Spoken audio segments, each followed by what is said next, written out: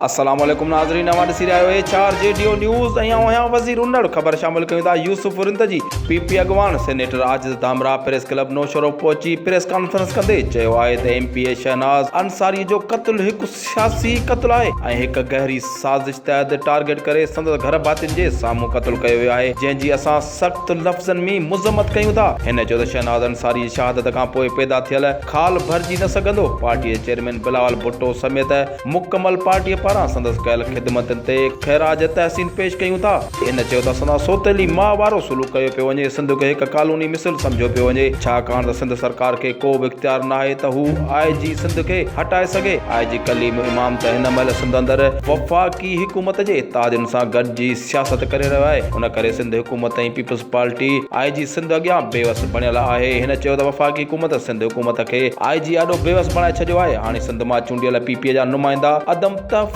जो शिकार आहिनि। IG हाणे NTPP बणिजी वियो आहे, जंहिंमां इंसाफ़ जी उमेद नथी रखी सघिजे। हिन चयो त पीपी एमपीए शहनाज़ अंसारीअ जूं पीपल्स पार्टीअ लाइ ॾिनल कुर्बानियूं कॾहिं बि विसारण जोॻियूं न आहिनि। जॾहिं त औरतुनि जे शोबे में संदसि खाल भरणु मुश्किल आहे, छाकाणि त हू नौशरो फेरोज़ न पर सॼे मुल्क अंदरि जिते पीपल्स पार्टी जा प्रोग्राम या एहतजाज थींदा हुआ त पाण औरतुनि सां गॾु शामिल थी करे सभिनि खां अॻु भरो रहंदी हुई। HR जेडीओ न्यूज़ में फ़िलहाल एतिरो ई। वधीक ख़बरुनि ऐं अपडेट्स लाइ ॾिसंदा रहो HR जेडीओ न्यूज़।